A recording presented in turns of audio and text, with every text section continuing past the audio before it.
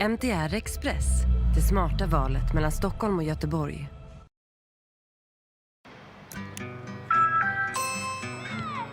Hej! Ditt paket! Äntligen! Surprise! Stopp! Pizza! Ja! Mamma! Kan jag hjälpa dig? Se, hör och... What is up, guys? Welcome to another video tutorial exactly as you will. And of course, I'll be talking you through all the different settings so that you can customize it these countdown timers on your stream. Well, the idea is viewers will get notifications from Twitch or from YouTube that you're going live. They'll gather onto your stream as the countdown timer is counting down, and eventually when it reaches 0 or followers, when you actually is stream or maybe a live count B, it can go there to generate display them to your stream. Free software tool called Snaz, S-N-A-Z. And what it does is it, similar to some of the stream label software, it generates text files which auto-update, and then OBS can read from those text files and display them to your stream. Now there are quite a few different online options for countdown timers that are popping up, sort of websites dedicated to creating a timer that you can then use OBS's browser source plugin to capture. But I wouldn't really recommend them for something like a countdown timer, because using browser source in OBS is a lot more of an intensive process for your CPU to do than just simply reading a text file. So it's going to be less intensive for your computer, and at the end of the day, streaming and recording, if you're doing both at the same time anyway, as well as playing games, is a really CPU intensive task. So you want to be trying to minimize the impact that you can for things like this. So the first thing that we're going to need to do is to download and install Snaz. So if you visit the link in the description below this video, you can download the latest version and just follow the installation process as usual.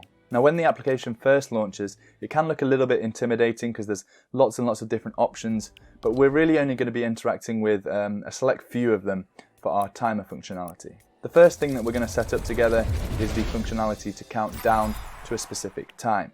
Now the output format option is how you wish to display your countdown in the text file. So the options $D or $H, $M and $S, they stand for days, hours, minutes and seconds respectively.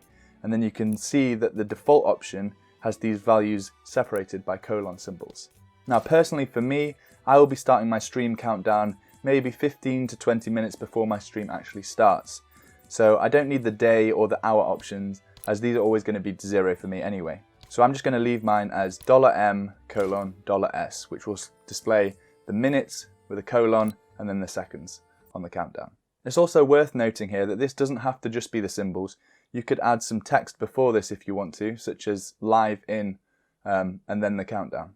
Next up, we want to set the actual date and time that we want the countdown timer to end at. So you can click this little button to set it to the current date and time and then just adjust it from there.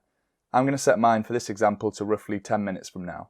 The live output box will just display what the text file contains when you start the timer. So it's a useful little box to use when you're setting up because you can check that it displays exactly as you want it to.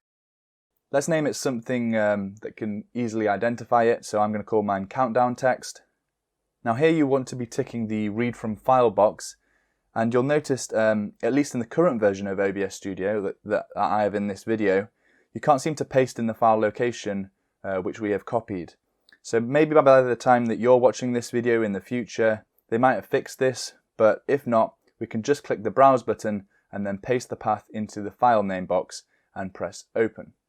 Now in the preview, hopefully we should have a timer counting down to 0. If not, make sure you have clicked the start button in Snaz to make sure the timer is counting down. Next we can customize the font, color and size of our text.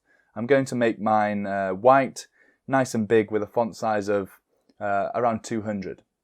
As I say in all my videos that are to do with putting text into OBS Studio, if you want to increase the font size, make sure you come back into the font properties and increase it here, rather than just dragging the red box that you get in the preview window, because as I keep saying, it doesn't scale text properly, so it's going to start to look pixelated.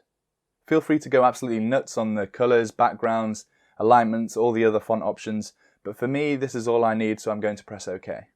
Now you should have your countdown on your preview in OBS, a charity stream, or we're a channel completely dedicated to helping you grow. A tool called Snaz, SNAZ. Using is a